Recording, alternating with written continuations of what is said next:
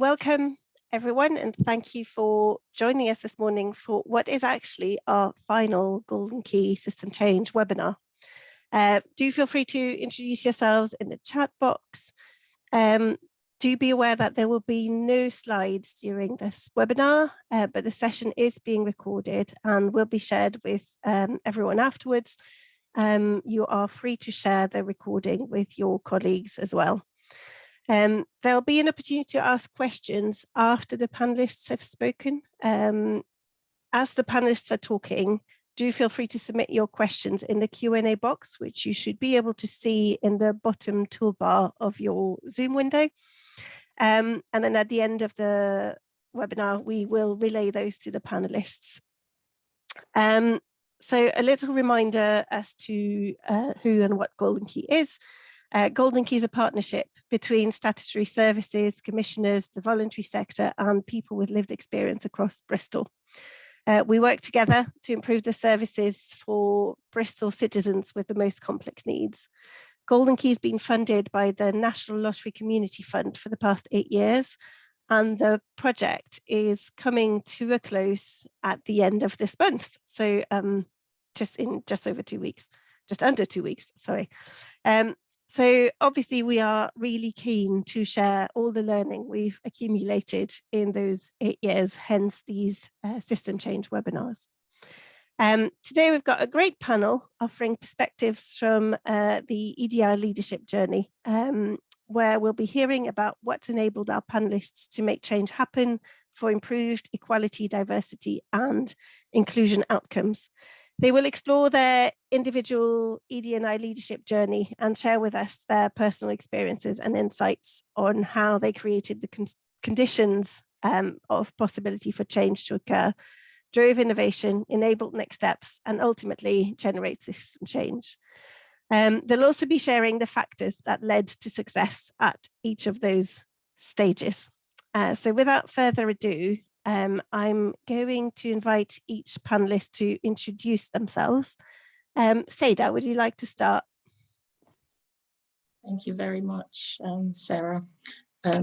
My name is Seda Bello, and I currently work as Head of Diversity and Inclusion in the Civil Service for the Government Actuaries Department. Prior to that, I worked as EDI lead for the Office for Students and also for Bristol City Council for about 4 years. I also have the privilege of being one of the board members for Golden Key Partnership and chairing the EDI group for about 3 years, from 2019 to this month when it all came to an end. So thank you.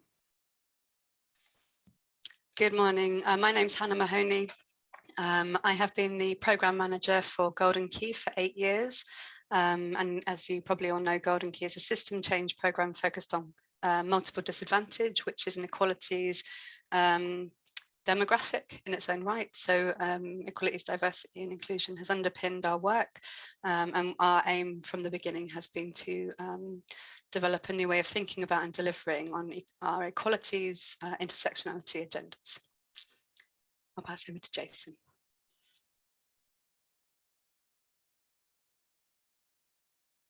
You're on mute, Jason. This is a terrible start. I got me tired, everything. But anyway, I'm going to start again. Good morning, everybody, and assalamu alaikum to any of the Muslim faith. My name is Jason. I'm a lived experience rep. I'm quite sad because I've been part of this journey since 2014. I'm a founding member of Independent Futures, which is the partner, lived experience partners to the Golden Key program. I'm the longest standing member of the Golden Key Partnership Board and a member of the Golden Key and EDI steering and learning groups. And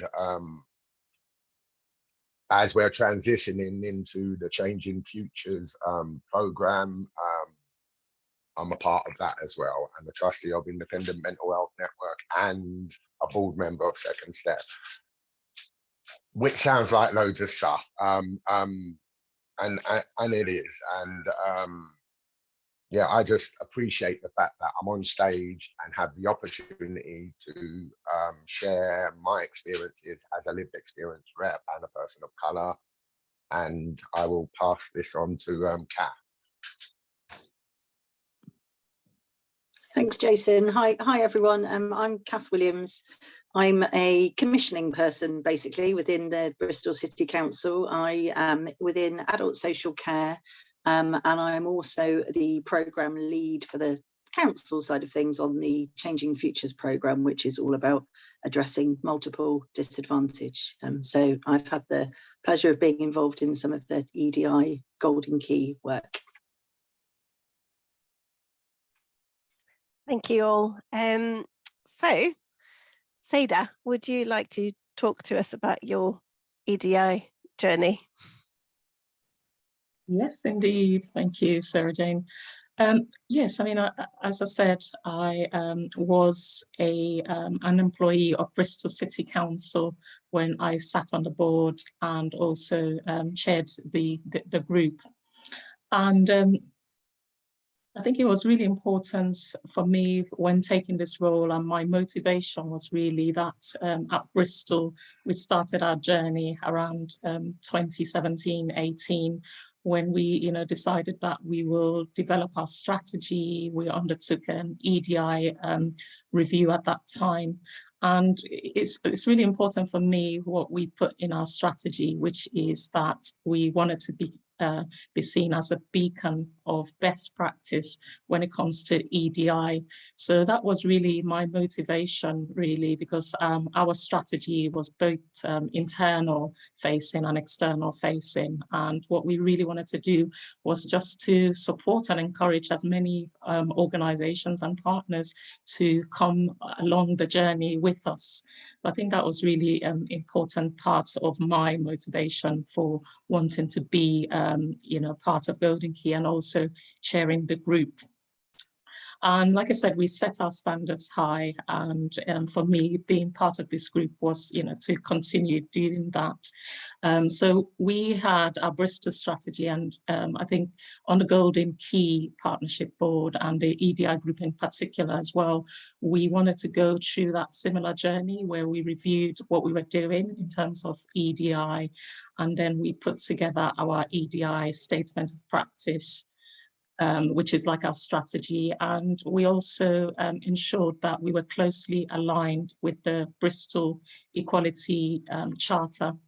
And one thing that I would say was really important throughout that journey and that kept motivating me is the extent of the leadership support that we received, whether it's the mayor or the deputy mayor, and also from our chair of the Golden Key Partnership, John Simpson, who actually attended every single one of our EDI group meetings as well. So it really was very instrumental in developing the board and really supporting us in going through that process where we review and then make sure that we have a strategy and we're accountable, and we looked at that regularly. So I'll just give you one example of, one of the areas that we worked on as an EDI steering group, and that was post-COVID. We looked at equality impact assessment forms, which by no means are new, but I think that post-COVID, we wanted to really start using those forms again, so that we're looking at all equality groups when we're assessing needs post-COVID.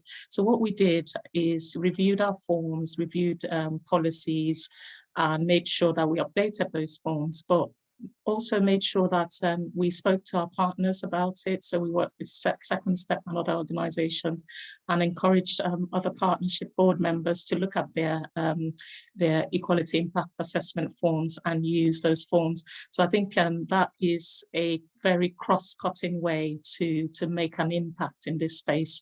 And we had the opportunity to do that. We've also had the opportunity to reflect, not just on COVID, but everything that's gone on in the last 2.5 years, from mental health, etc. And I think what's important for you know, in terms of Golden Key is that systemic approach, and the fact that we use this systems thinking approach. We invited our partners to, you know, do the same things that we were doing, and in that way we were able to make an impact across the city in many, many different ways. So I'm going to leave it there, and I believe I'm handing over to Hannah, who's going to talk to us next. Thank you, Seda. I'm going to focus on my my journey in EDI leadership. I have a background in equalities, diversity and inclusion activity. I've been working in complex needs for 20 years, and I've always felt that is very much about an equalities agenda, about giving everyone the opportunity to thrive equally, and that the conditions that we create in the systems and in our society are some of the things that stop some people from thriving. So I've always felt like my work has been driven by an equalities agenda. And I think really this might have been my biggest barrier to taking the next step when we really wanted to up our game around EDI and do things differently. I, in a way, may have had some complacency around how much energy I need to put into my own development or into the work that I do, because I had an assumption that I was an EDI advocate and that I was holding that line as an underpinning value. But there were indicators that I wasn't doing this as well as I thought I was or hoped I was. I just didn't know what those indicators were. An example of this was after George Floyd's murder and the growth of the Black Lives Matter movement.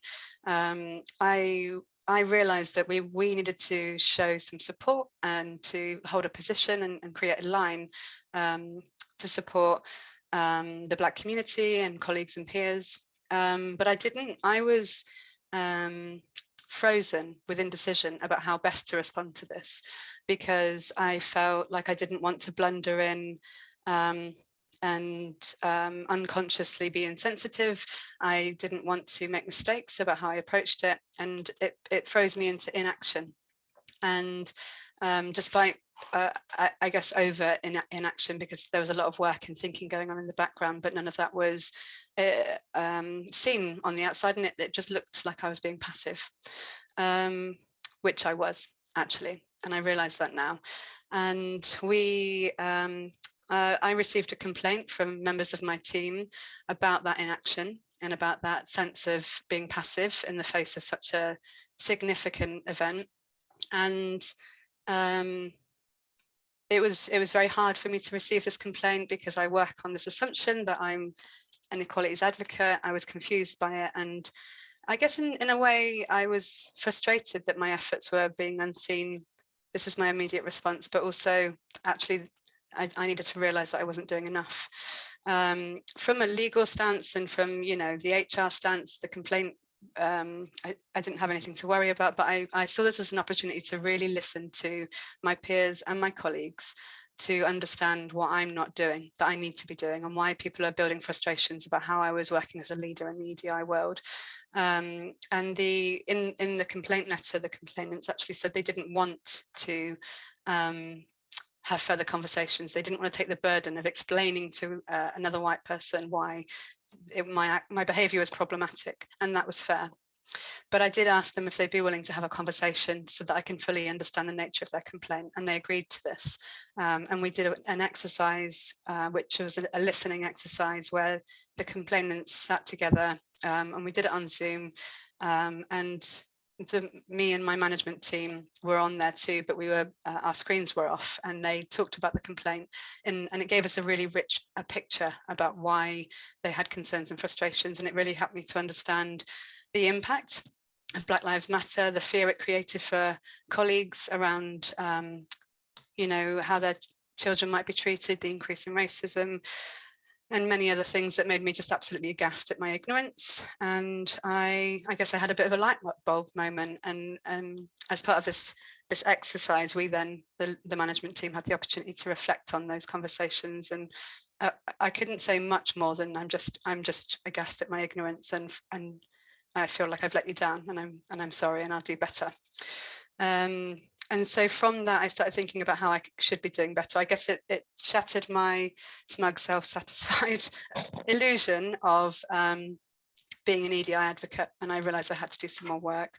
And that's turned into a learning journey. So when I have opportunities to listen or to read or to develop my knowledge around equalities issues as a wider thing, as a systemic thing, rather than a demographic specific thing, then I do. And I do the same for specific demographics. And I've worked really hard to sort of build my understanding about how you address equalities as a whole, rather than just focusing on my soapbox areas, which I do have. I ran a women's service for 5 years, and you don't do that without getting a bit of a soapbox on certain things. And so I think that a common misconception in equalities is that we are advocates, that we are doing enough, and we're probably not. And complacency, I think, is a really dangerous thing with equalities. I think the challenge for delivering equality strategies is for those involved to accept that and to make a change in how they work and how they do things. And even if, and I think a big part of that is accepting vulnerability, accepting that we are going to make mistakes, that this is a learning journey for all of us, and that we need to build trusting spaces around us to get critical feedback, for people to hold a mirror up against our unconscious bias, which for me in this case was my illusion that I was an EDI advocate and therefore doing as much as I could. If before that complaint I had built in structures and feedback loops from staff and colleagues or friends or peers who could reflect some of this back to me, then I might have picked it up sooner. And I regret that I've spent maybe 10, 15 years in management and leadership roles, and I've been really missing a trick. And I feel a lot of regret about that. And if I'd have built the feedback loops in earlier and the trusted communications in earlier, then I could have done that. So the two things I think moving forward for me are the learning journey. I actively take responsibility for my own learning, and I seek opportunities to understand more, and I take them when they're available. And I am willing to make mistakes and accept that that might mean that I am blundery sometimes and a bit insensitive sometimes. But I will try also create the conditions for me to be able to do that. So in spaces where people can feed back to me if I am, and I'll listen. So if people are saying you're going too quick with a piece of work, we need to spend some time thinking about this because you're blundering, then I will, and I'll listen. So those are the two things for me, is my learning journey and creating safe spaces for feedback as a leader. This feels really important. And I'm actually going to hand over to someone now who, throughout my leadership journey at Golden Key, has been someone who has held up a mirror consistently to my actions and behaviours and how much more I could be doing. And I'm very grateful for that. So I'm going to hand over to Jason now.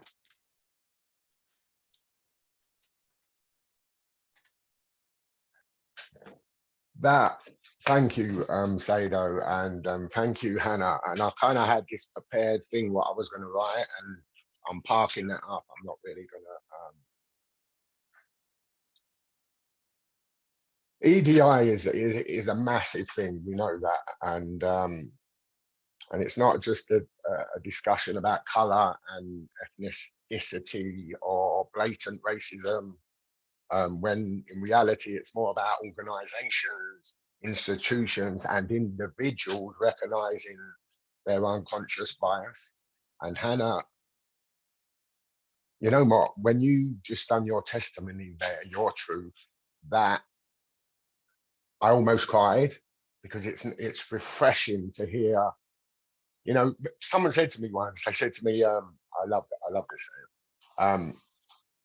When you feel uncomfortable about something, that feeling will not kill you, but that feeling can help inform you to kind of make change. From my perspective, I'm a lived experience. I suffer from multiple disadvantage. I hate that name. I was a service user. I'm a person that lives EDI every day of the week. I've got a blended family.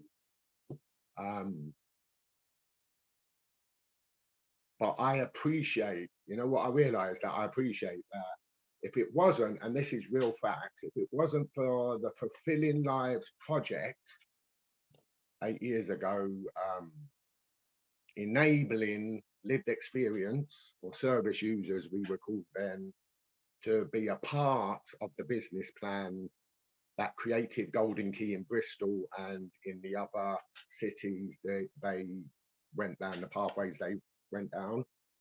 So I have to thank the lottery and for the opportunity as a lived experience representative to even be at a table where we have uncomfortable discussions. The fact that I'm a person of colour makes me a leader in my community. It makes me a leader to my son.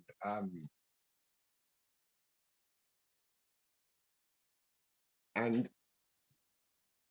for any change to kind of really happen, especially around Edie and I, because it's such a massive thing, and so many different protected characteristics contained within that whole subject, is still to recognize those institutionalized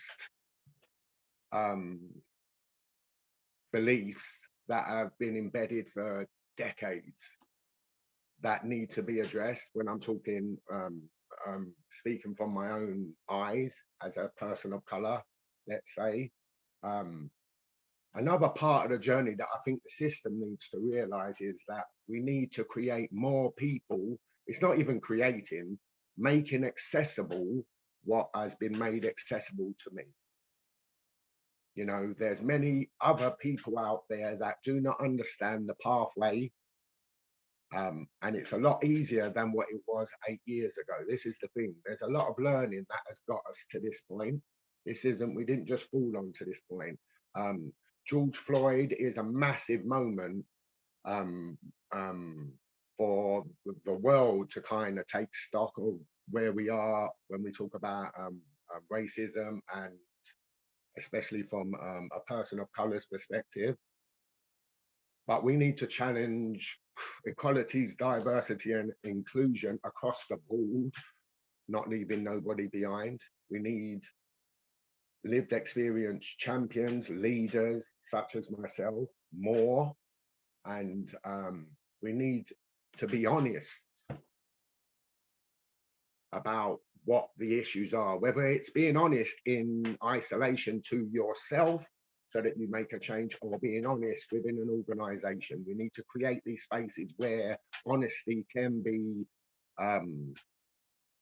talked about, and that allows change. I think one of the most difficult things about embedding EDI as a program is the buy-in. The fact that is a massive, big question, and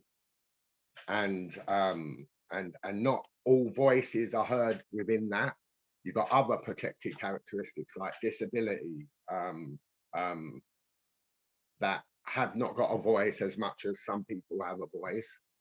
It still comes back to, we need more lived experience representation.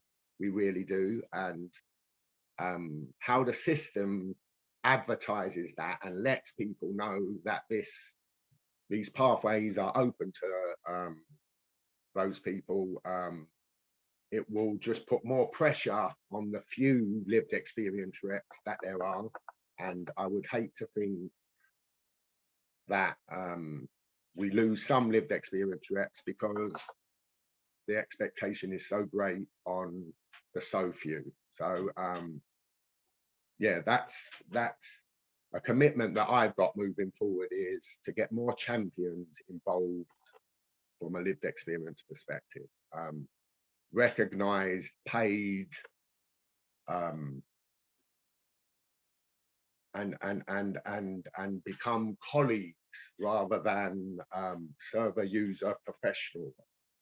Everybody that is on this panel, I look on as colleagues, and I would even go further to say friends. And that is key to any change, is building relationships. So yeah, I hope that made sense. I'd like to pass it on to Kath, and thank you for your patience, and yeah, thank you. Thanks, Jason. That's really powerful. I think for me, I was listening to Hannah there, and there's an awful lot that resonates in terms of my personal journey, my motivations, and my reflections, really, and very much around Black Lives Matter, and also in terms of working for the City Council.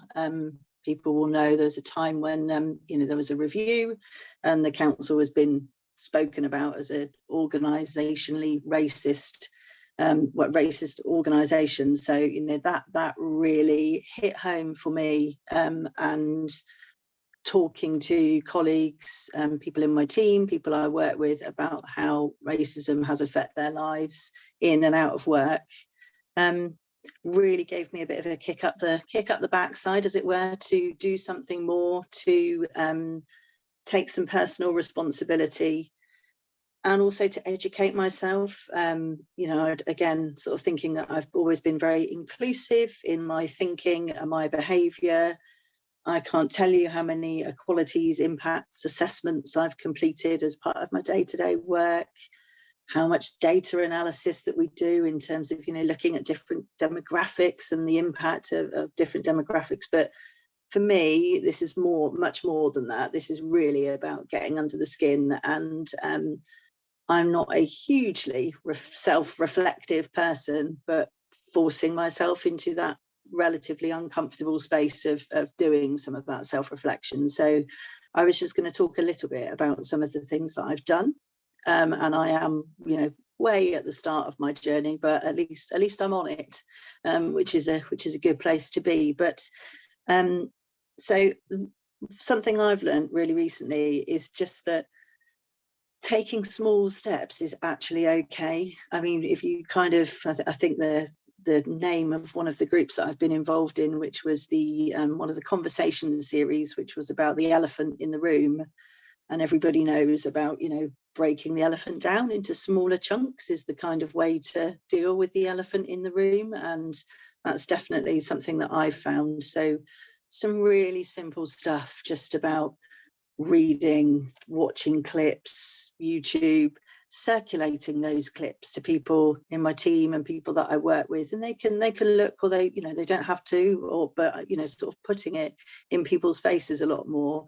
Really thinking myself. So I'm also involved in a book group, and I've never been a book group person, and it's not my sort of usual go-to place. But we're a few of us here are involved in a book group, which is reading a book here. Actually, it's called Nice Racism, by Robin DiAngelo, and we have a session where a few of us come together and reflect on what we're reading and how that sort of is impacting on us. And I think one of the really early tasks that we did as a group was to sit and think independently about how race has affected my life. And even just starting there, sort of sat down with a blank piece of paper, really, about how has race affected my life, and really starting to think about the only way really that race has affected my life is in a total privileged way. The fact that I haven't had to deal with racism, bullying, everything that people do have to deal with was a real sort of like a mirror back on myself, really. So taking some steps around recognizing my privilege, recognizing my position, and even just my position as a leader, and then as a white leader. There's lots of thinking behind that I've needed to do, and I think Hannah also sort of spoke about being kind of frozen in indecision, and actually taking some of the steps that now need to be taken. So educating myself.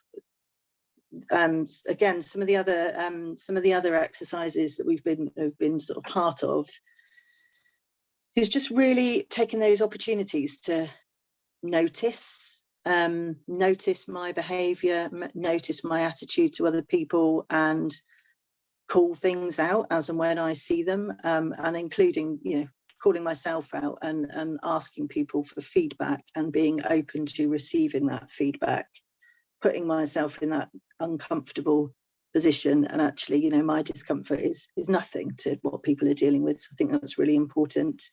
And also just recognizing that I'm 100% going to make mistakes along the way. Some of the challenges of the book are kind of when you realize that you've done a lot of these things, and it's hideous in yourself to think, yeah, I've done that. I've been overly smiley and familiar with people as a way to really sort of try and break down barriers. I could look at my wedding photos and see that there aren't any people of colour in my pictures, in my close friendship circle, but I would always have said that, you know, of course I'm really inclusive and I'm really engaged. So yeah, lots of learning for me, and just to say, I think really just to be saying that small steps are okay as long as we're making some steps in the right direction. So I would happily leave it there. Back to Sarah Jane. Thank you, everyone. That was really, really interesting to hear, and just really quite touching as well. In fact, Jane in the comments has said, thank you for your honesty, Anna. It's amazing to hear your take on your personal journey. All credit to you. This really resonates with me, and I think it does resonate with a lot of people. So do feel free to ask questions. I'll kick off by asking a few questions to the panel, but feel free to add your own in the Q&A box. So to our panel, and you can answer in whichever order you'd like, what are the barriers that have limited your ability to engage with ED&I? How did you address these?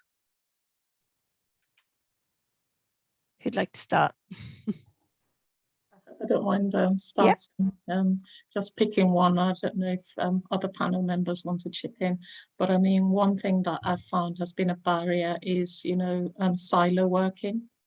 And, you know, what we have discussed, you know, as a group, as colleagues on the EDI steering group is, you know, just understanding that it is a systemic and structural problem most of the time. So it's not one organization, you know, it's just Bristol City Council. We can't do it all ourselves. It was really, really important for us to do a lot of outreach work, you know, engage with the community, engage with other organizations. And that's why the One City plan was really brilliant, because it was a way to get many different organizations working in the city engaged, and that included on, you know, the EDI as well.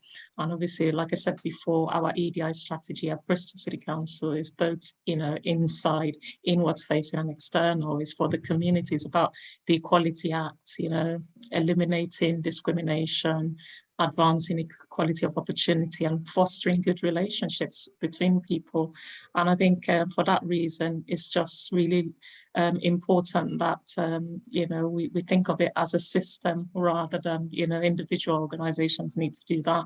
And I'll just give one example. You know, recently after the last learning conference we had, we attended the Grand Iftar celebrations. Yeah, you know, Jason was there, Hannah was there, and a few other colleagues. And those sorts of, you know, events that bring different cultures together, you know, it was a multi-faith event, and lots of people attended, and from different communities. You know, we had Jewish community there, we had Muslims, different, you know, like I said, multi-faith. And I think that if we stop looking at it as a single organization and looking at it as a community issue, and then, you know, we find different ways of addressing the EDI challenges. But I think, yeah, the barrier is really that silo working. Any other thoughts? Yeah, I got one. That I found one of the barriers is where the responsibility lies. So me as a service user presenting, or is it the service that is being given to me? Where does that responsibility lie? Because one thing I've learned in my 54 years is that words really do mean a lot. They really, really, really, really do. But when you're of colour, actions really mean a lot more. The fact we went to that iftar, I brought my family. Hannah brought her partner. I've never met him before. We took an action is without actions attached to good, well-intentioned thoughts, we get nowhere. And from a person of colour's perspective, that is very compounding to what already has been systematically embedded. So that for me is the challenge to everybody, is where does that responsibility lie? And words are really good, but action attached to words makes it congruent, makes it truthful. And yeah, thank you. Hannah? I think it's the point I made earlier, really. So I won't spend too much time on it, but it's about, I think the biggest barrier is us, are as individuals. And the only person who, the only way to address that is through us. So if I need to explore, everyone will have triggers around EDI that will make them behave in certain ways. It's a fact. It's a very emotive arena. We will all have bits and pieces that we get a bit reactive about, for either because we're bored of hearing about it or because it's personal to us. And those reactions don't help in the equalities arena. So for me, the biggest barrier is how aware we are, how we create the conditions for us to be more aware and sensitive to things, and focusing time and energy on addressing those things, or just acknowledging them as they come up, just being aware of them as they come up, and having people around us that we can talk openly with about things without fear of being. I think the other barrier that drives the issue around this behaviour is that, you know, how we vilify or scapegoat people if there's an opportunity to do so, particularly if we want to be seen as a EDI leader. We might show our action rather than inaction by, you know, addressing it against someone else, and we need to do this reasonably and with consideration, I think, because otherwise we'll just create more reactions, and whoever we do that to won't want to then engage with EDI in the future. It'll put them against it. So I think we need to take things slowly. We need to be open to being vulnerable, and I think this is a big barrier, but it's absolutely surmountable, which is the good news. Any other thoughts? I've just noticed a question on the chat from John. Yeah. So this is a question from John. What do you think is Golden Key's most important EDI legacy in relation to A, the local system, and B, clients? Yeah, Hannah? I'll just jump in first. I'm sure everyone can comment on this. I'd be interested to hear. But I think in terms of the EDI impact for clients, what we understand now is that even people who are very complex, who spin around the system, who you headhunt as those who agencies find difficult to work with, you can create solutions for them. It's just creating the right conditions and having the resource and working in partnerships. So what we know now is that we can address a significant equalities issue and marginalisation issue if we work together well. In terms of the local system, I think for me, I feel like I'm just banging on about the same things, but I think the biggest piece of learning is how we move out of this kind of emotional and psychological knot that surrounds EDI, which is what we've been talking about. It's learning journeys, individual. It's about creating communities that we feel safe to have conversations with about, and being a bit more open with conversations publicly. I don't think 5 years ago that I would have sat in a webinar and talked about a massive mistake that I made, but I feel like it's really important to do that now. So I think that's a big thread of learning that's come from Golden Key and that is out in the system. Over to someone else. Yeah, I mean, I'll just add to that as well. I think in terms of, the first part of John's question, in relation to the local system, I think there's a thing about continuous learning.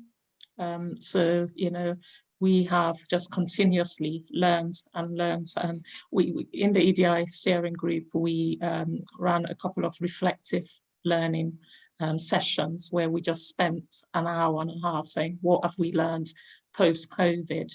And, that sort of learning and having that sort of evidence of what we're learning, it just shows that we need some time to, sometimes just take that backseat and just, really take stock and understand what you're learning so that you can then apply that learning and not make the same mistakes again and again. So I think it's about, developing that, mindset that, we are always learning and we are always willing to, develop and continuously learn. And I think that's why we've got on the Golden Key partnership website all these learning tools that we're sharing with people, because, the journey doesn't end at the end of this month. It is a continuous learning journey, and we'd encourage people to go on the website and still use all those tools and resources. And, the thing with reflection is, it's a continuous circle. So you don't stop, you just have to go through that sort of learning journey. And yeah, I'll leave that there. Kath, did you have any thoughts? Yes, I do. I was just thinking about the fact that we, within the Changing Futures programme, equality, diversity and inclusion is also one of the sort of three golden threads across Changing Futures. So I think the fact that we are continuing with the work and recognising that there is more and more work to be done, I think that's a real positive in terms of that, recognition and continuity. And also, I think probably looking across the other 15 Changing Futures areas, we have already had an influence in terms of, asking that we have some ED&I focused sessions for learning across those 15 areas as well. So I think that's really, thanks to Golden Key that we're at that stage in our thinking about, the next programme, as it were. So that's a positive for me. Jason, did you have any thoughts? Yeah, just the fact of the opportunity, me being in this, having this opportunity, there's lots of lived experience that have been on this journey, and they've become, paid full-time workers because of the journey, and that is tangible. That is, yeah, that means something for me. When before Golden Key, it didn't exist. It was a tokenistic server user. You'd go, you get a voucher. You had no real influence or say. But over the 8 years, yeah, many people have had opportunities that would not have been available before. And the fact that now we recognise that those voices should be rewarded, and scaling that up, if we're talking about involving strategically, operationally, lived experience representation, yeah, we need, I think sometimes that we don't communicate what we really do well. Sometimes we don't communicate these kind of amazing results, and that might be something to be thought about. But yeah, lots of opportunity. Thank you. We've got about 5 minutes, and I'd like to put another question to the panel. What do you think is the biggest misconception around EDI, and how do we challenge it, address it?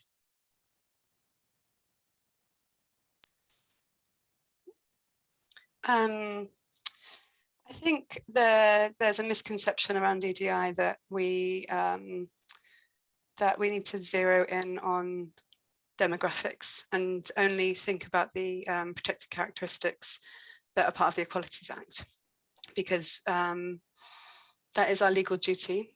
But there's our knowledge and learning now about intersectionality means that it's very complex, that there's marginalized groups that go beyond the Equalities Act, and that it's very difficult to make changes to the Equalities Act.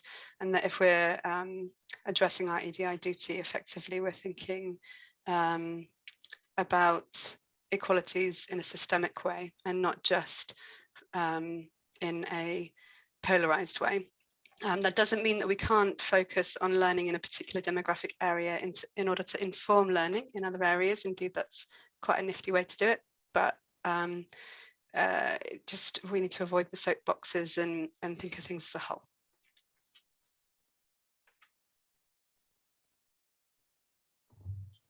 I'll go next. Yeah, thanks. Yeah, I think there's a misconception, and a lot of people that I speak to, including even senior leaders, people think that there's nothing I can do.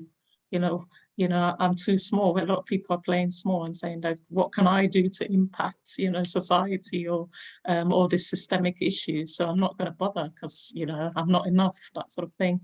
And I think whether it's senior leaders, whether it's individuals, we need to encourage more people to be the change that they want to see. As Mahatma Gandhi puts it, it's got to start with you. You've got to look in the mirror and think, okay, I can make a difference by doing something little. So, the way I started, at Bristol City Council, I was working as a solicitor in a totally different department from, equality and diversity. And I started off as a staff network chair. And I really wanted to make a difference. And I got more and more involved and passionate about the issues. But I could have easily just said, look, it's not my day job, so I'm just going to do my day job and I don't need to get involved. But I really did want to make a difference and believed that I could make a difference. And that's why I've gone down that path. And I say to a lot of senior leaders who say, look, I don't know much about race. I don't know anything about sexual orientation. There's so many strands of EDI. Where do we start? And I just say, start somewhere, be a champion for one of the strands, and other people will then follow suit. And then together we can collectively make a change. But I think here on many different levels across organizations, I see people just thinking, I don't know where to start, so I'm not going to do it. So I think definitely to encourage people that is a misconception, that, the little that you can do, please do it, so that collectively we can achieve more.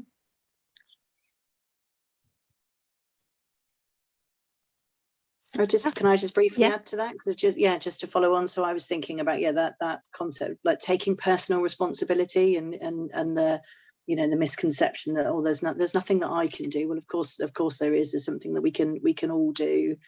And I think also that the misconception around my behavior and the way I am isn't outwardly racist, so therefore that's fine. Actually, no, it's about addressing and calling out issues as you see them, and creating that feedback loop and having that opportunity to check and challenge all of us. So I think that's really important.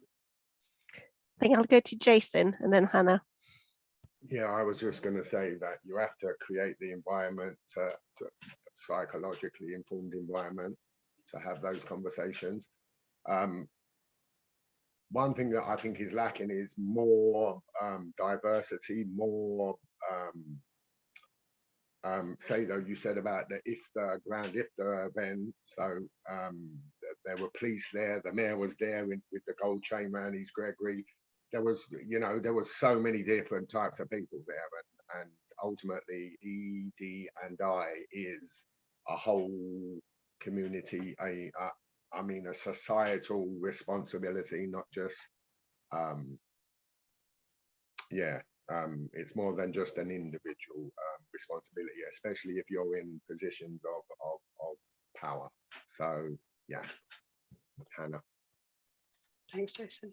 I am prompted by what Seda was saying about change, and I think EDI feels like a really big issue and it's really difficult to grapple with, but what we know from learning in Golden Key is that system change happens when a lot of people do a little bit and a few people do a lot. So the more people just doing a bit more than they were doing, and then maybe a bit more, is how we build momentum, how we get groundswell, and how we can drive real change. So if everyone just did a little bit, then the few people who have the capacity and the energy to do a lot will finish it off. Thank you. Can't believe I'm saying this, but we are nearing the end of the webinar already. Just always feels like it goes so quick. Does anyone have any last thoughts? We've got about 1 minute.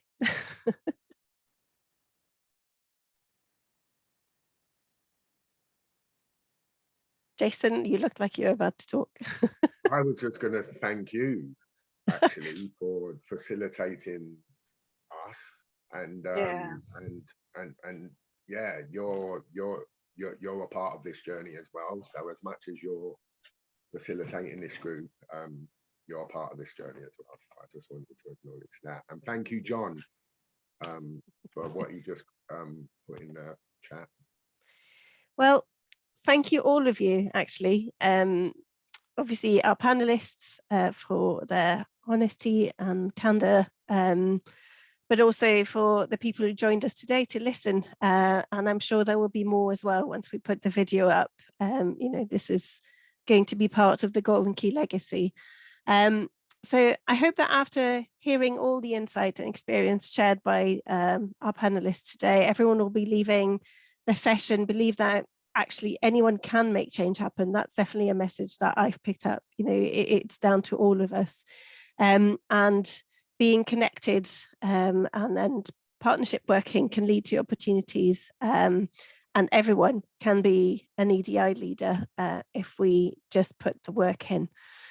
So before I leave people and close this webinar down, I just thought I'd leave you with a few things to consider and to think of to carry on your EDI, your personal EDI journey. So what has influenced your thinking around ED&I is one question. Second question is, what are your motivations to get involved in being an advocate for change? Something to mull over. And finally, what is one small thing you could do today or tomorrow to start making change happen? So I will leave you all with that. Say a big thank you again to our panelists today. Considering it's a very lovely, sunny and hot day, just wishing you a lovely day. Stay hydrated, and yeah, have a nice weekend. Bye-bye. Have lovely weekends. Bye. Thank you. And Bye. I will see you all soon. Thank you, SJ. Bye-bye. Thank you. Thank you. Thank you all. Thanks. Bye-bye.